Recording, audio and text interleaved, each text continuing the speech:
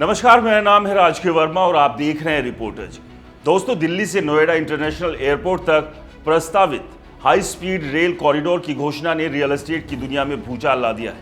यह कॉरिडोर जो दिल्ली से जेवर तक की दूरी को महज 21 मिनट में तय करने का वादा करता है, न केवल कनेक्टिविटी का नया अध्याय लिखेगा, बल्कि गाजियाबाद, नोएडा, ग्रेटर नोएडा, यमुना एक्सप्रेसवे और जेवर जैसे इलाकों में प्रॉपर्टी की कीमतों को आसमान छूने के लिए तैयार है। बिल्डर्स की नजरें अब उन जमीनों पर टिकी है जो इस रेल रूट के आसपास बिखरी पड़ी है। दोस्तों, ये खबर इन्वेस्टर्स के लिए भी सोने का अंडा देने वाली मुर्गी साबित हो सकती है, क्योंकि इस कॉरिडोर के बनने से प्रॉपर्टी की डिमांड और दाम दोनों में जबरदस्त उछाल की उम्मीद है। लेकिन सवाल यह है कि क्या यह विकास आम आदमी के लिए भी उतना ही फायदेमंद होगा, या ये सिर्फ बड़े डेवलपर्स और निवेशकों की चांदी काटेगा। इस रेल कॉरिडोर का असर केवल यात्रा के समय को कम करने तक सीमित नहीं, ये गाजियाबाद से जेवर तक फैली पूरी बेल्ट को रियल एस्टेट का नया हॉटस्पॉट बनाने जा रहा है।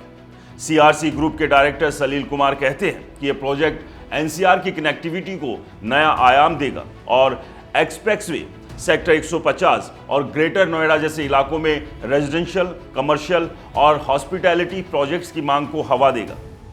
लेकिन दोस्तों, इसके पीछे की हकीकत यह भी है कि जैसे जैसे कनेक्टिविटी बेहतर होगी, प्रॉपर्टी की कीमतें आम आदमी यानी मिडिल क्लास की पहुंच से और दूर होती जाएगी। जिसके पास पहले से ही जमीन या प्रॉपर्टी है, उनके लिए तो ये सुनहरा मौका है, लेकिन नए खरीदारों के लिए बाजार कितना अफोर्डेबल रहेगा, ये बड़ा सवाल है।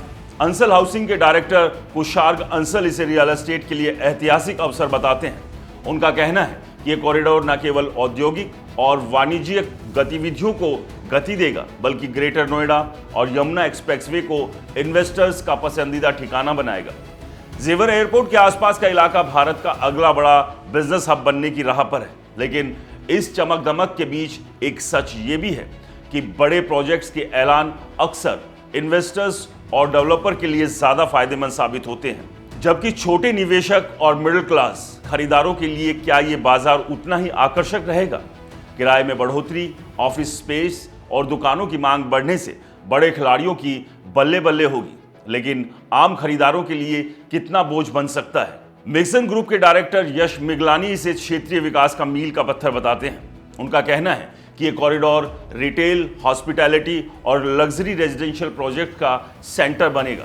लेकिन इस तस्वीर का दूसरा पहलू यह है कि जैसे जैसे इलाका इन्वेस्टर्स का हब बनेगा, प्रॉपर्टी की कीमतें और किराया आसमान छू सकते हैं। मिक्स यूज डेवलपमेंट की संभावनाएं बढ़ेंगी, लेकिन क्या यह विकास समावेशी होगा? क्या ये कॉरिडोर केवल अमीरों की जेब भरेगा, या इसका फायदा छोटे इन्वेस्टर्स और मिडिल क्लास तक भी पहुंचेगा? ये सवाल अभी हवा में है, लेकिन एक बात तय है, Delhi Noida high speed rail corridor real estate की दुनिया में एक नया खेल शुरू करने जा रहा है। दोस्तों, जहां बड़े दाव और बड़े मुनाफे की उम्मीद बुलंद है। आपको क्या लगता है कि इस रेल कॉरिडोर के शुरू होने के बाद इस पूरे इलाके की तस्वीर कैसी होगी, और इसका फायदा क्या आम आदमी यानी मिडिल क्लास को भी मिल पाएगा? हमें अपनी राय कमेंट्स में ज़रूर बताएं, और अगर आपको ये वीडियो पसंद आया हो तो इसे लाइक करें, शेयर करें और हमारे चैनल को सब्सक्राइब और फॉलो करना ना भूलें। नमस्कार।